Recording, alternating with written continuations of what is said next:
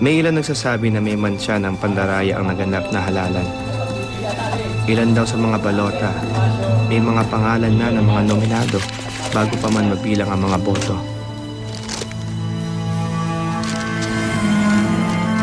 Bonifacio.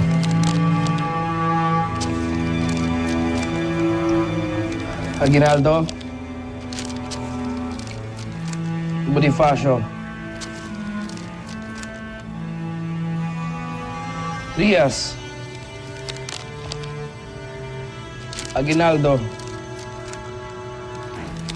Aguinaldo. Aguinaldo. Bonifacio. Bonifacio.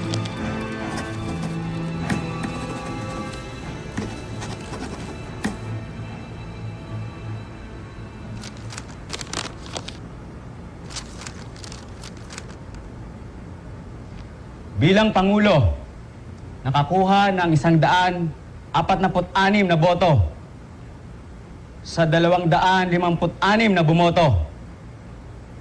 Si General Emilio Aguinaldo. Mabuhay si General Emilio Aguinaldo!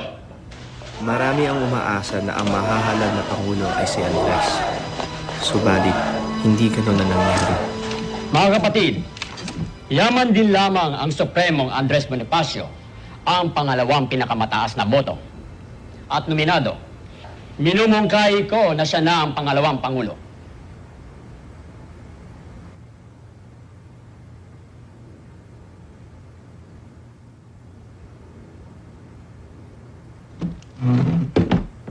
Simulan na natin ang halalan para sa pangalawang Pangulo.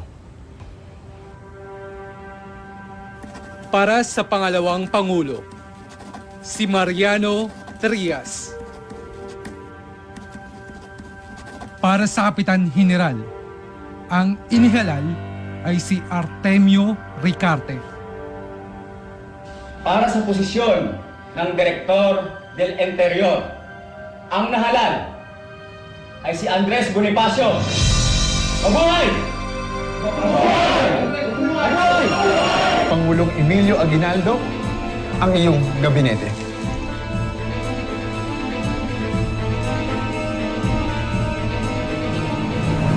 Padre.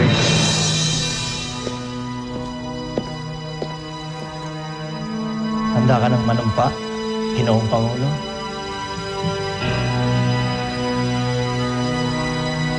Bilang Pangulo ng lahat ng puwersang naghihimagsik sa buong kapuluan, nanunumpa ako na aking gagampanan ng buong katapatan ang aking mga tungkulin na walang pag-agam-agam, walang pag-aalinlangan, buong puso't isipan para sa Diyos at bayan.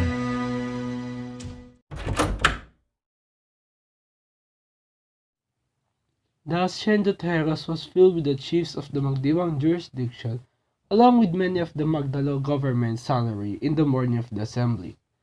The leading Magdiwang men were Mariano Alvarez, Pascual Alvarez, Santiago Alvarez, Lucio San Miguel, Mariano Trias Closas, Severino de las Alas, and Santos Nocom. And for the Magdalo government, Baldomero Aguinaldo, Daniel Tironia, Cayetano Tapiaco, and Antonio Montenegro. Andres Bonifacio spoke in support of Jacinto Tumberas' stand on the government. He elaborated the meaning of the letter K in the flag, which means kalayaan or liberty. De las Alas added that the letter and the flag itself do not specify what kind of government the current insurrection has. Bonifacio replied that the Supremo Katipuneros of the Superior Council to the Inferior Council recognize as their principle union, fraternity, and equality. That depicts that the katipunan ng mga anak ng bayan government is Republican. Bonifacio opened the meeting saying, "As you desire to set up a supreme government to direct the insurrection, abolishing what was organized by the Katipunan and the resolution approved in the Assembly of Imus, as President of the Supreme Council of the Katipunan, I accede to your just petition, but first of all I desire to ask you to recognize a principle as a basis of agreement in this or in other meetings, which is that we respect and obey the will of the majority, all approve." The Republic of the Philippines was agreed on and proclaimed, then followed with the election for the President, Vice President, Captain General, Director of War, Director of Interior, Director of State, Director of Finance, Director of Fermento, and Director of Justice. Before the start of the election, Bonifacio clarified that whoever wins as the representative, if the different provinces of the archipelago shall be recognized and respected. Ballots were then distributed. The results were of after an hour, and Aguinaldo was elected president against Bonifacio and Trias. De las Alas then stood up and said that Bonifacio should be the vice president as he was second place in the election of the president. But nobody responded and proceeded to vote. As the result, Trias won the position against Bonifacio, De las Alas, and Alvarez. The election of Capital General immediately proceeded. This resulted in the selection by a majority vote of the Secretary of the Assembly, Vibora, against Santiago Alvarez. The Secretary of the Assembly stood and protested against his election, stating, "None better than I know my own limitation and fitness. The position which this Assembly honors me is beyond my scant ability and strength. To me it is a very honorable position, but its horizon is too wide for me. So I request the Assembly not to resent my refusal to accept it." Cries of disapproval reverberated in the hall, and the chairman called the meeting to order and said, "It is getting dark, so we have to proceed to the election of the other position. I propose that in order to expedite the election, all those who are in favor of one person for a certain position step to one side of the hall, and those in favor of another step to another side," was approved.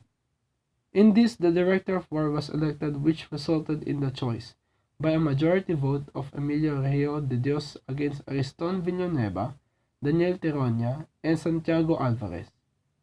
The election of Emilio Rio de Dios, who belonged to the Magdiwang government, was received with the stentorian acclamation. The same procedure was followed in the election of Director of Interior, which resulted in the selection by a majority of Andres Bonifacio against Mariano Alvarez and Pascual Alvarez. Amid the din of hoorays, acclaiming Andres Bonifacio, rose the voice of Daniel Tironia, asking for permission to speak, and he commenced thus. "The position of Director of Interior is exalted one, and is not meant that a person without a lawyer's diploma should occupy it. We have in our province a lawyer, Jose del Rosario, therefore we should protest against the elected and acclaimed." And shouting with all his might, said, "Let us vote for Jose del Rosario." His personal feeling wounded, Bonifacio stand and said, "Did we not agree that we have to abide by the decision of the majority, whatever may be the social condition of those elected?" Having said this, he asked Daniel Tironia to repeat all that he had said, and to give satisfaction to the Assembly for his phrases defamatory to the one elected. As Daniel Tironia tried to hide himself in the crowd without paying any attention, Bonifacio pulled his revolver and was about to fire at Tironia, when the Secretary of the Assembly grabbed his hand and prevented the incident from becoming more than a scare. As the people began to leave the hall, Andres Bonifacio in high tones said, "I, as chairman of this Assembly, and as the President of the Supreme Council of the Katipunan, as you all do not deny, declare this Assembly dissolved, and I annul all what has been approved and resolved." He and his followers then left the room.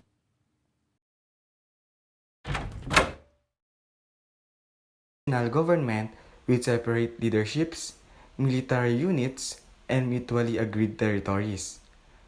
The rivalry was limited to the province of Cavite and some parts of Batangas because these areas were already liberated and thus revolutionists could freely move and convene. The rift never culminated into violence. At times, the two groups were cordial and fought side by side against their common foe, the Spaniards. On March 22, 1897, two rival factions of the Katipunan, the Magdiwang and the Magdalo, met at the administration building of the Friar State in Tejeros, San Francisco de Malabon in Cavite. Ronquillo also noted that many unnamed participants were in the upstairs area of the State House filled to capacity. Some of the present were also from parts of Batangas and some provinces to the north. Hence, it is difficult to determine the exact number of voters present then. According to historian Jim Richardson, a substantial number of delegates present, though affiliated with Magdiwang, could be more accurately be tagged as independents who did not necessarily support Bonifacio. This brings in new factors to the election that took place.